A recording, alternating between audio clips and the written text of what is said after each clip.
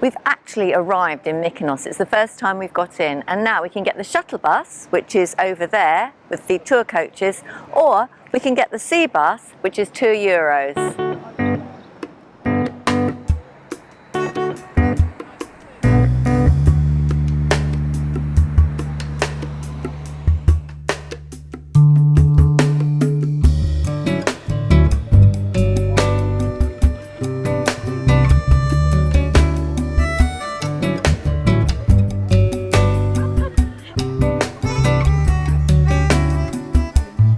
You can sit on the top on the deck, or you can sit below and it's glass bottom. I'll show you.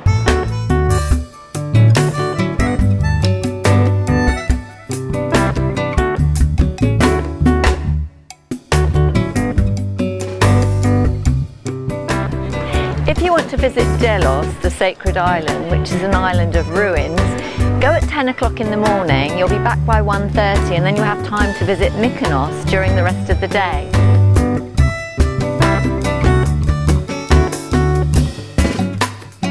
If you do choose to take the shuttle bus, you'll save €2, but the view's not as good.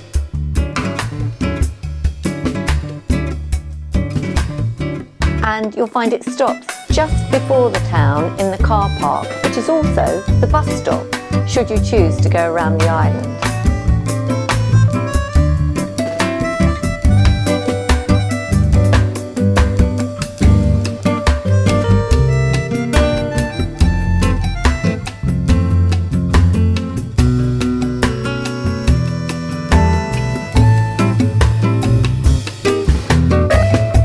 So the ship stops up here, and the shuttle bus took us all around the bay, and we've stopped about here, and we're going off to explore. This is what's in the town. Please don't forget, like and subscribe Doris Visits.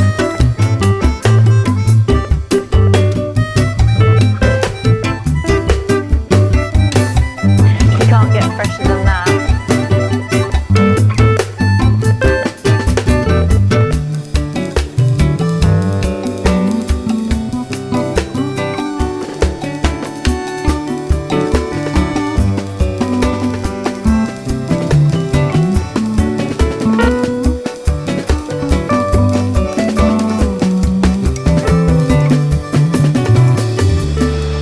Mykonos Castle. This incredible settlement has been here since at least the Neolithic age, and it's looking out over the stunning Aegean Sea.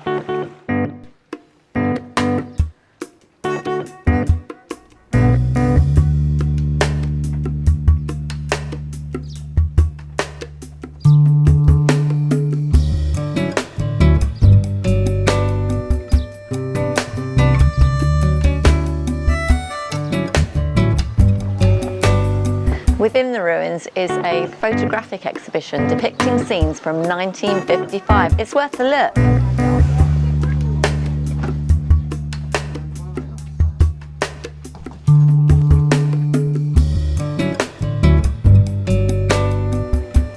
As you can see, the church is white like everything else on the island, and they're constantly painting to keep everything looking perfect.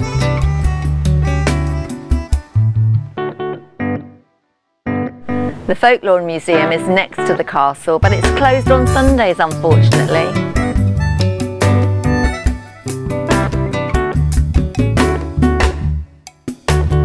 This is one of the tiniest churches I've ever been in.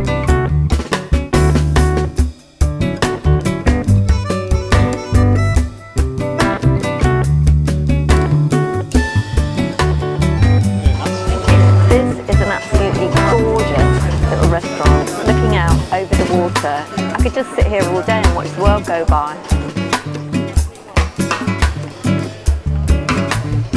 Thank you very much, that was lovely.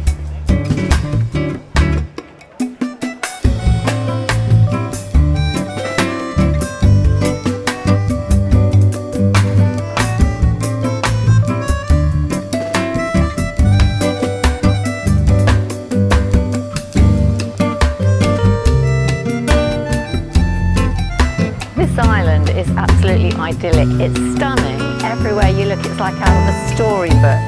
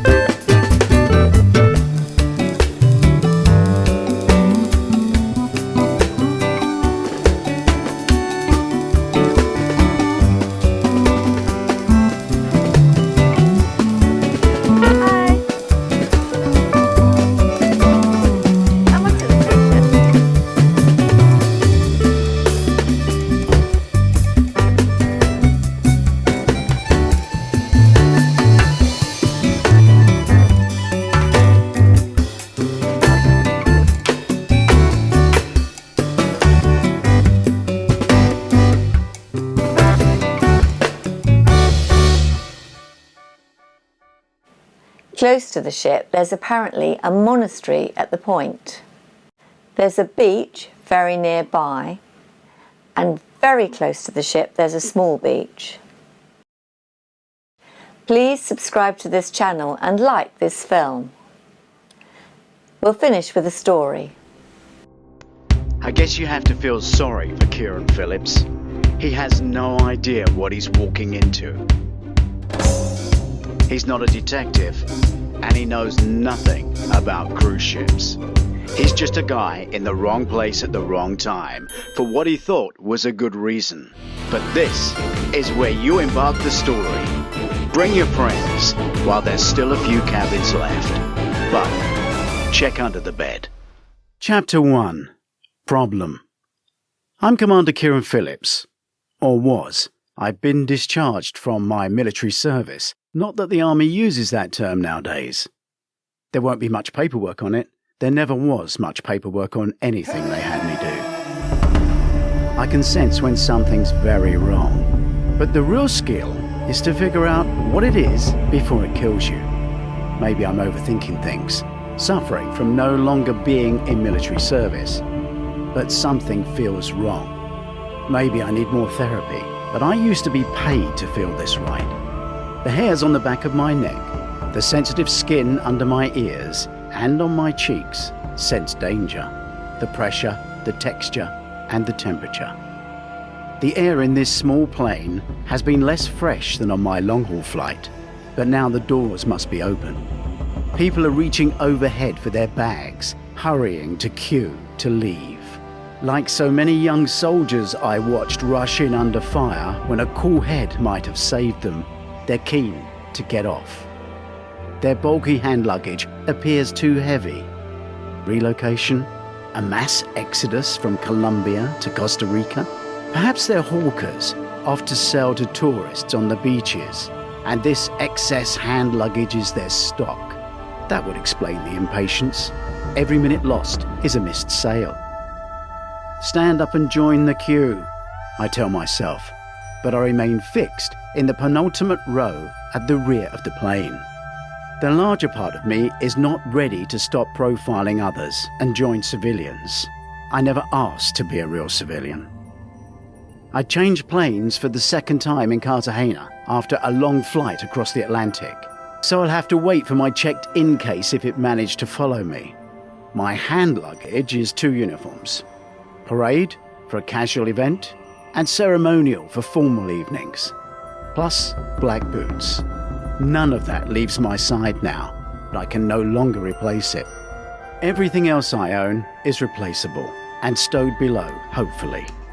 I'm wearing civvy hiking boots, just in case I can get to see Braulio Carrillo National Park before we sail. I'm ready to dump bags and run, although I suspect that's a long shot. A travel day often vanishes, and so far, this has been 2 days, 3 planes. I feel the heat now, but I'm used to that. I convince myself that the queue at immigration, then a wait at baggage reclaim, will put me behind the semi-locals with their excess hand luggage arguments at customs. So I should stay put. But the real reason is the woman behind me. I can't turn and look, but I noticed earlier. She's built like an athlete, wide shoulders, toned arms. She hasn't moved either. An athlete would be up and in this race. She, however, has a worrying coolness and is waiting for something. Chapter 2. On my 6. No one should be carrying a weapon, even though this is South America. They all went through security. Except airline security can be a joke. Did you pack your own luggage? Are you carrying anything sharp? I only have a sharpened wooden pencil with which I could slay a vampire. The problem is, vampires don't exist, but pencils kill. Soldiers who've been trained to spot and deal with terrorists are being laid off from the forces, and they can't get jobs back in the UK. No country ever wants their military back. They train them to kill, then don't know what to do with them. Many ex-soldiers would be better off getting refugee status than adding to the urban homeless on bended knee. I can't think of a more fitting description for them than refugee, a displaced person who has been forced to cross national boundaries and who cannot return home safely. The plane begins to empty.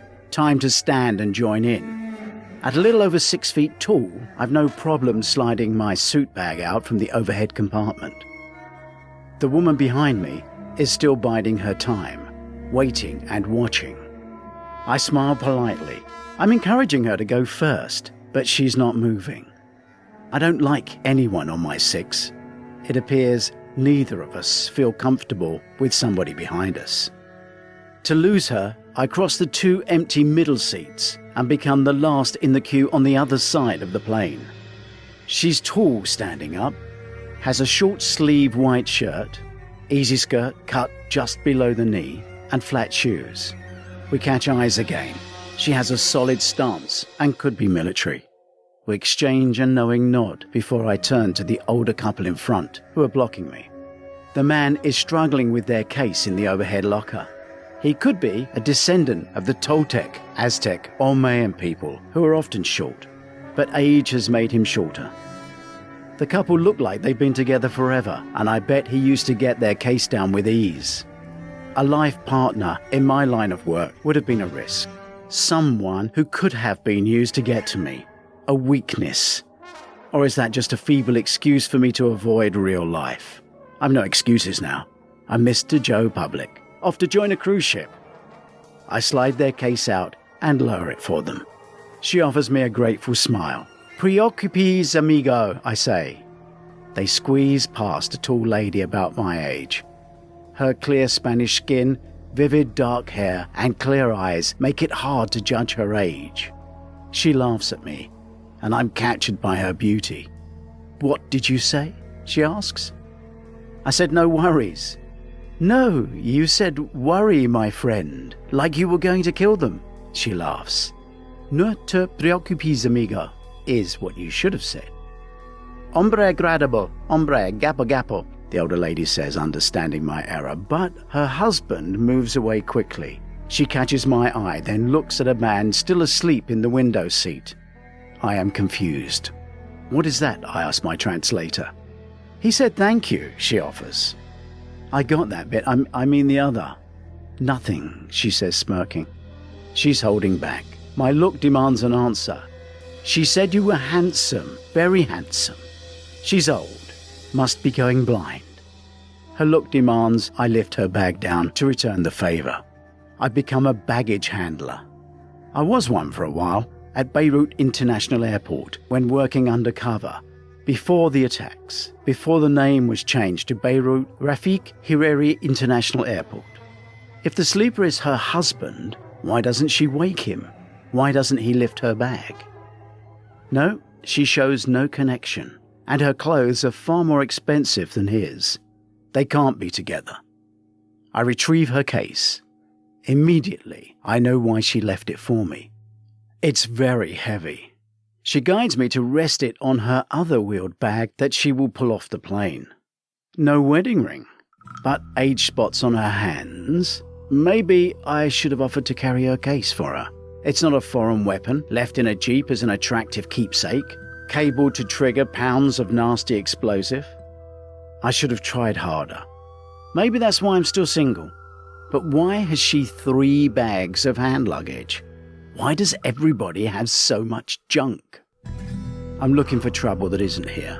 Perhaps she'll be on my ship. I ponder. But then again, why would guests be joining a ship here in mid-cruise? Being sociable, I lean over to wake the guy by the window, but he doesn't move. I touch his skin, and it's cold. He's dead. I've felt bodies like this before. It was good I found him and not the Latina sitting next to him. He's not young, but too young to die. The last time I touched a dead body, it was a child spread-eagled on the street, and I was helpless. That child was one too many, and I knew I had to get out. I reach above him and press the button to call the attendant. There's nothing I can do to help him. There's a lot I could do to help the children living in the streets of Syria, but that was not why I was deployed there. The attendant arrives against the flow of people and breaks my wandering thoughts. He seems in a deep sleep. I hope he's okay. The attendant reaches over and comes to the same conclusion I did. But he doesn't want to engage in any kind of hysteria either. "You can go, sir. I've got this," the young man says. It seems he is used to dead bodies as well.